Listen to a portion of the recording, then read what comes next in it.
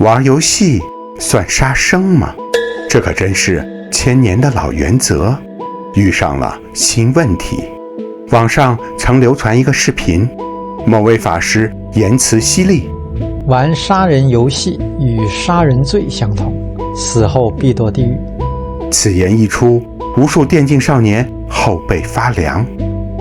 不过最近，一位特殊的高手在网上走红，他的名言是：枪法也是法，弹道也是道。这就是僧腊20年的华严法师，幽默地反问道：选一个医疗兵的职业，在游戏里哐哐救人，我是不是就可以进入天堂？就是很简单的道理。看似针锋相对的言论，让不少人都糊涂了。而我的回答是：既不算，也算。大家好，欢迎来到人间见禅。我们先从历史和文化中深挖，来谈谈为什么不算。因为在南传上座部的理论体系里，算还是不算，其实就如同现代法律一般，需要抽丝剥茧，条分缕析。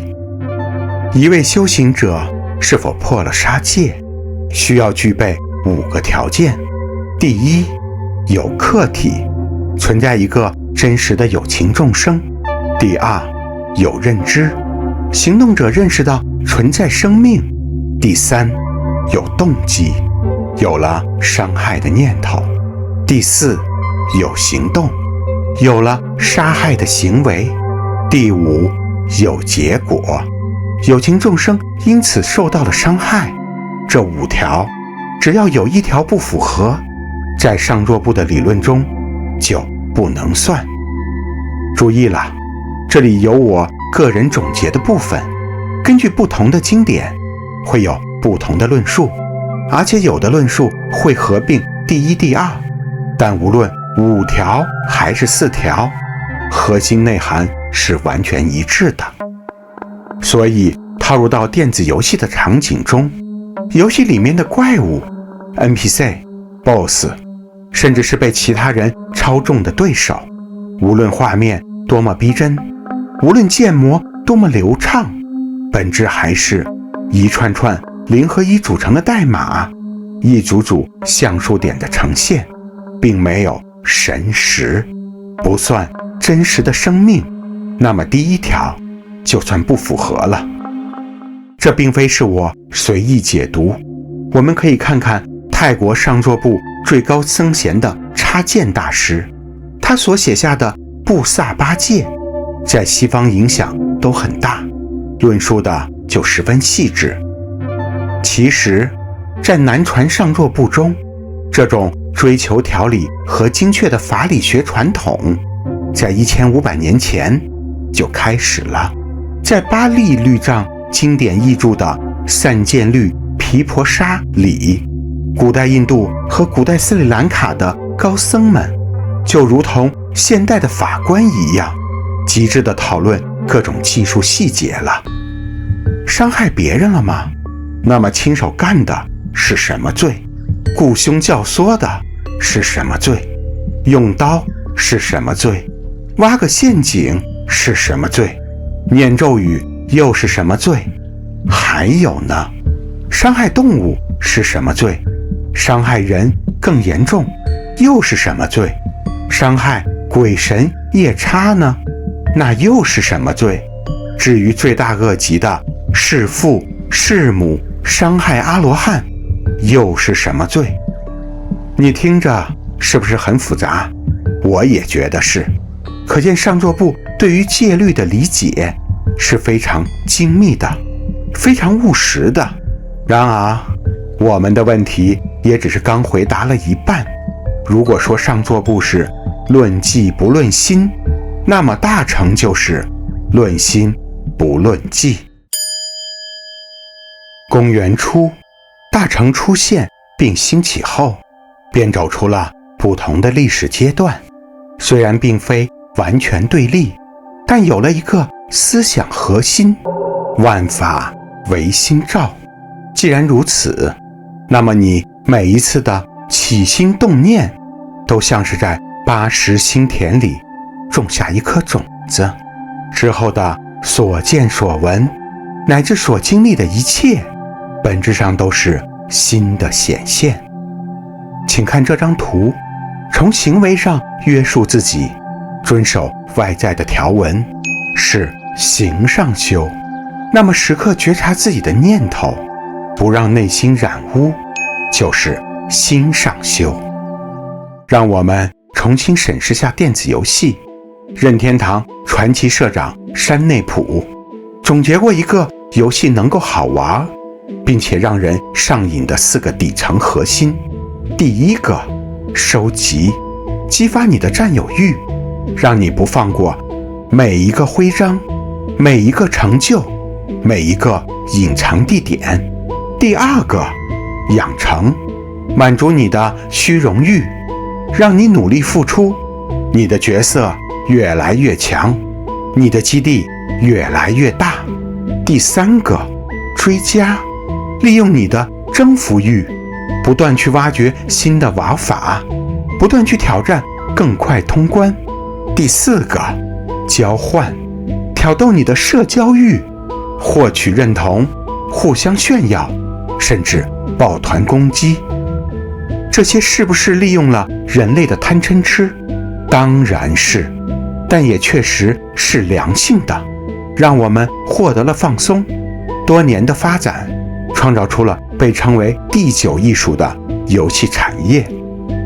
然而，就和其他艺术一样，不是所有的书籍都是进步的阶梯，也不是所有的电影都是造梦的光影。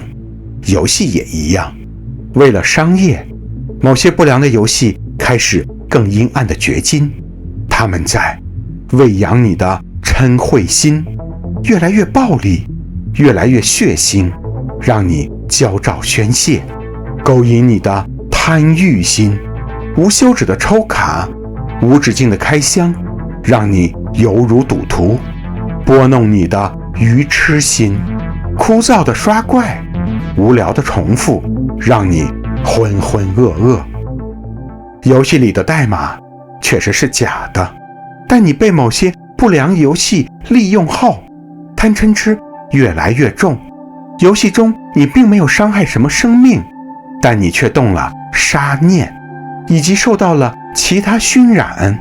那么，你愿意让你的心被如此牵引吗？讲到这里，你可能会问，我究竟该怎么办？其实在红尘中，这不是非黑即白的选择题，而是应该一步步的去精进。比如杀生这个话题，首先是底线，不伤害人，不伤害保护动物。当然了，世间法律也会约束。在之上，不因娱乐去伤害，不去山林里捕鸟，不去小溪里捞鱼。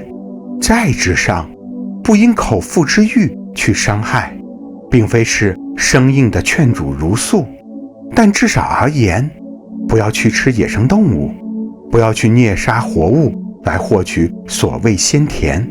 最上面就是心上修，无论是虚拟还是现实，时刻觉察自己的嗔恚心，不让杀念在心里扎根。2500年前的佛陀为世人制定了5条行为戒律：不杀生，不偷盗，不邪淫，不妄语，不饮酒。哪怕到了现代，逻辑链条也依然成立。就拿不偷盗来说，我们可以用上座部的法理来解释，5个条件逐个对应，但最终呢，放在行上修，在游戏里面偷 NPC 装备就不算偷了，但放在心上修呢，那么仍然是贪念在作祟。所以道理很简单，行上修是基础，心上修是升级，两者不是对立，而是步步寸进的次第。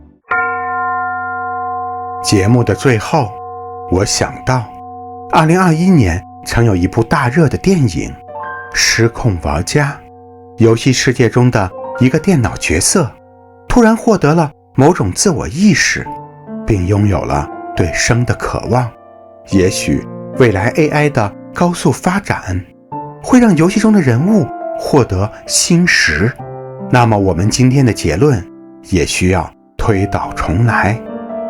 最后留个问题给你，假如有3款象棋电子游戏，玩法是一模一样的，当棋子互相吃掉的时候，第一款普通，只是棋子消失了；第二款精美，棋子是拟人化的角色；第3款更精美，拟人化的棋子被吃掉会有暴虐的影像和声音。那么你会如何选择呢？谢谢大家，让我们下期再见。